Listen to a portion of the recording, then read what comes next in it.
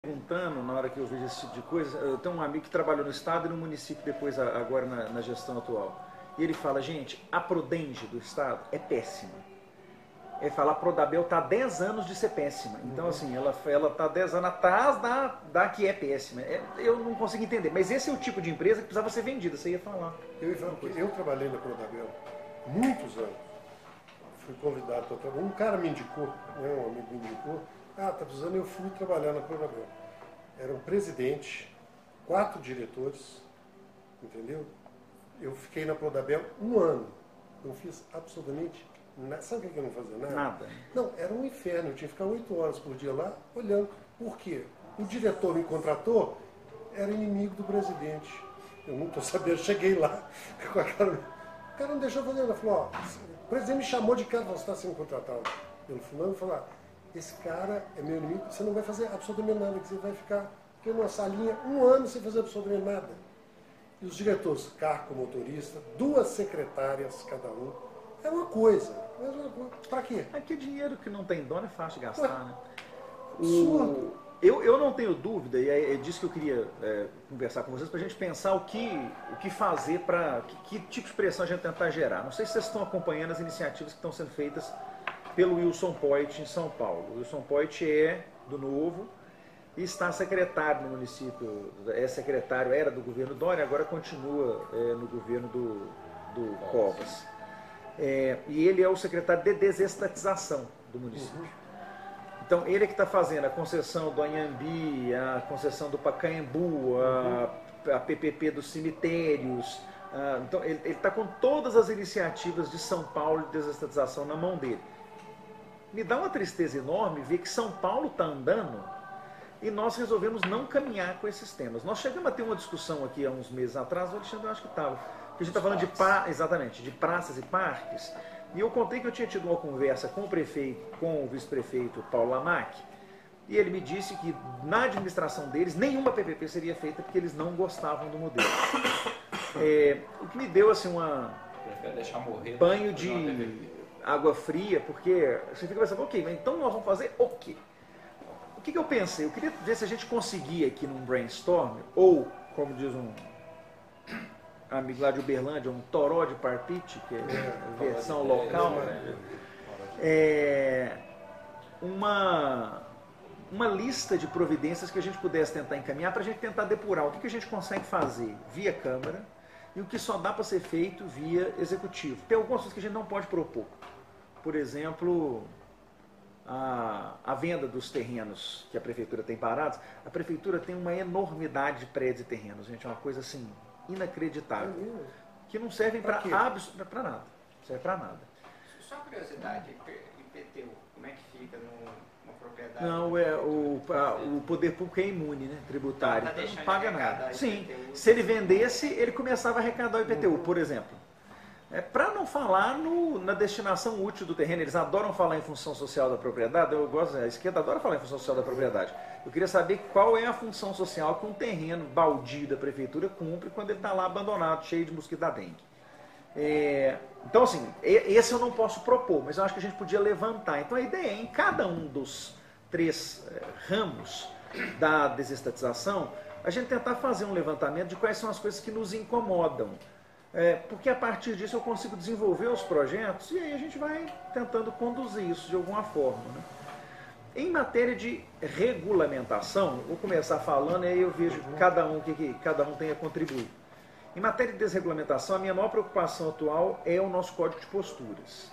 Eu acho o nosso Código de Posturas muito engessado, a nossa cidade é uma cidade difícil de se conviver com ela, porque a quantidade de regras que se criou desde o tamanho da placa tem que ter até 0,985 centímetros de largura por 1,48 centímetros de...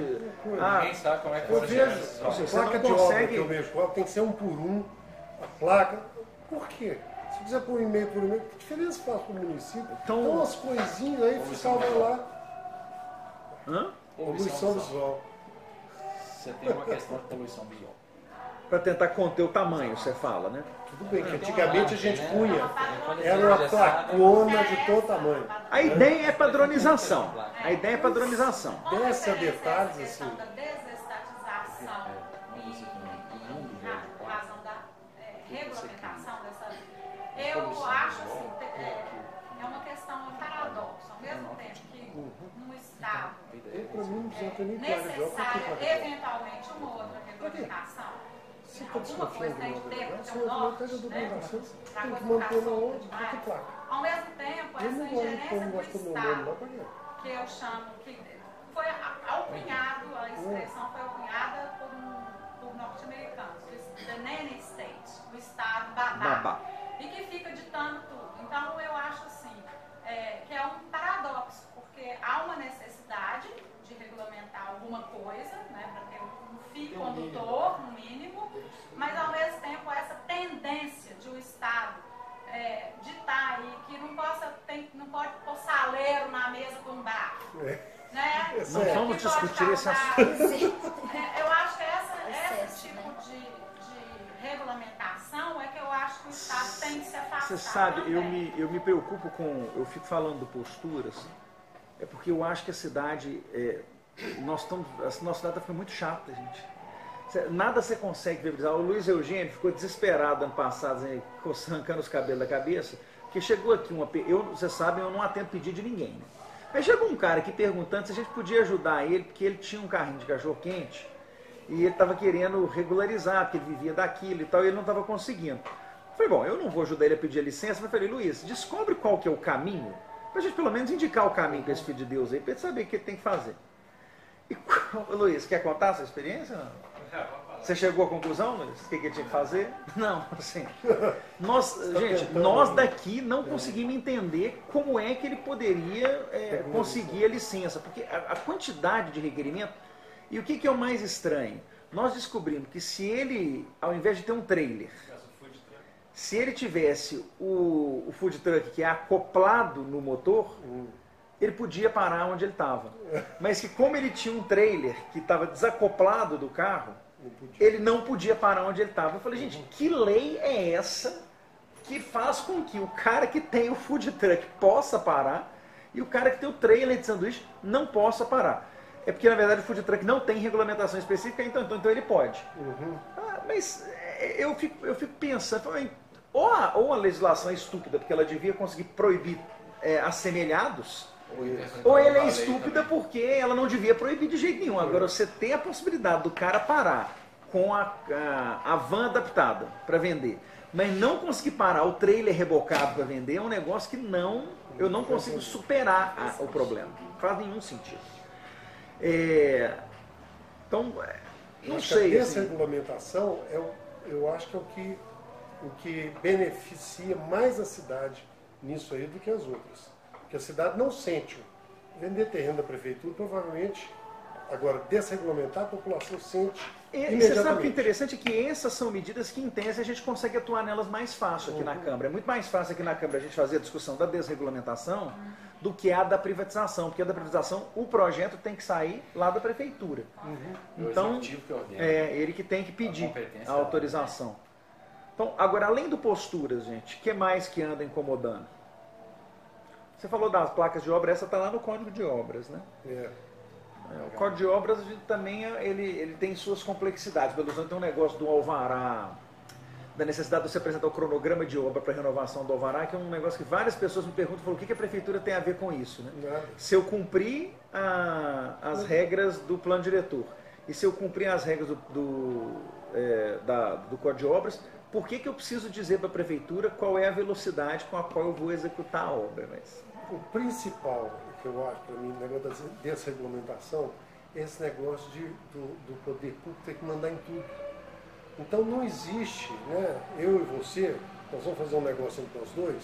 O problema é que você está falando negócio do cronograma de obra, você deu um exemplo, eu lembrei disso. A prefeitura não tem nada com isso. Agora, se eu, no caso você está falando, uma obra, tem lá o cronograma, eu não cumprir, o problema é meu com o cliente. E acabou, vai procurar os direitos na justiça e tal, mas a regulamentação é tanta, que você vai tão engessado, tudo você tem que pedir a benção, quer dizer, não tem como a cidade funcionar, né? Qual que é a Então é opinião de isso. vocês sobre flexibilização de uso das vias? Não sei se vocês sabem, Belo Horizonte adota um modelo de planejamento em que ele classifica as vias e você só pode ter as atividades que estão dentro da classificação da via. Aham. Então, ele de alguma forma, ele ordena a forma de ocupação da cidade, dizendo aqui não pode ter esse tipo de comércio, aqui não pode ter esse tipo de serviço, aqui não pode ter... A gente até discutiu isso numa outra reunião, Falando de que é plano diretor, exatamente a certamente. setorização de alguns serviços e que você não pode colocar isso espalhado por mais lugares, né? Por exemplo, São Bento, lá não é permitido nenhum tipo daquelas coisas de casa ali, não é permitido nada de comercial ali. Você não pode abrir um escritório numa casa, por exemplo. Então você tem lá um problema, você tem na rua Helena de Poff 150 casas à venda e algumas poucas para locação e nada acontece, porque você não pode fazer nada lá. Então isso que você está falando é um negócio... É porque isso também é desregulamentação, né? É, eu exato. estou pensando a opinião de vocês, é porque Isso é um eu negócio particularmente que- sou a favor da flexibilização, mas eu vi Exatamente. aqui, essa semana aconteceu uma audiência pública curiosa aqui, eles estavam discutindo um pedido de um projeto de lei, eu não sou signatário do projeto, em 20 e tantos vereadores são signatários, que fala da flexibilização da ADEA de Santa Teresa. A ADEA de Santa Teresa tem uma regra que diz que você só pode ter estabelecimento de até 300 metros. Salvo o supermercado, que está liberado para ser de qualquer tamanho. E esse projeto de lei era para liberar que outros tipos de empreendimento pudessem ter mais de 300 metros. Aí eles citam lá clínica veterinária, farmácia, Mas clínica veterinária pode lugar nenhum de Belo Horizonte. Tudo é salvado. aí tinha mais, clínica veterinária, farmácia, Não tem como. padaria, tem mais umas 3 ou 4 coisas desse mesmo tipo, assim. E o projeto de lei tomou um pau aqui na audiência pública, menino, assim, quem via parecia que eles estavam querendo montar laboratório de tratamento de lixo atômico no bairro. Eu fiquei pensando, falei, gente, esse povo tá com tanto medo de uma padaria grande assim, eu achei até que o bairro ia ficar Melhor. sensibilizado, mas assim, não sei também quem estava aqui para brigar, né? Qual que é a opinião de vocês a respeito desse tipo de flexibilização? Pensando na sua rua, porque eu falo assim, é bom flexibilizar a rua do outro, né? Assim, incomoda? Vocês acham que a gente devia? Porque essa é uma coisa que a gente vai ter aqui cada vez mais oportunidades de discutir. Vamos tentar flexibilizar ou não? Tem prós e contras, né? A regulamentação em alguns momentos ela é fundamental. Você vai flexibilizar é relativo. Então tem que estudar cada uma delas e ver a região. Em referência ao bairro mesmo, Santa Teresa, já tem, assim, eu acho, né, que é uma coisa que o Belo Horizontino já toma aquele bairro como um bairro que tem toda a característica como se uma cidade do interior fosse.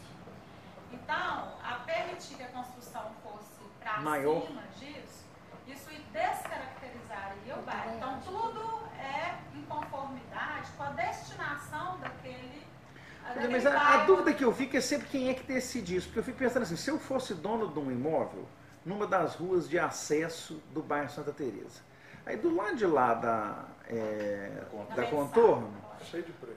o sujeito pode ter prédio, ele pode ter loja grande, ele pode dar. Aí do lado de cá, diz a prefeitura que eu não posso.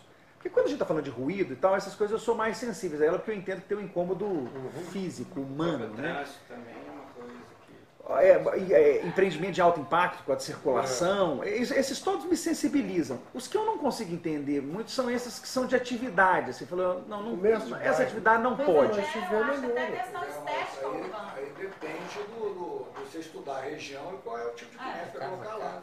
Porque você está num bairro ali, você comprou o lote há 40 anos atrás, construiu uma casa ali, você quer um bairro, teoricamente, naquela época era Tranquilo. residencial puro. Aí passa 30 anos depois, o prefeito muda a regra, você vai pegar ali no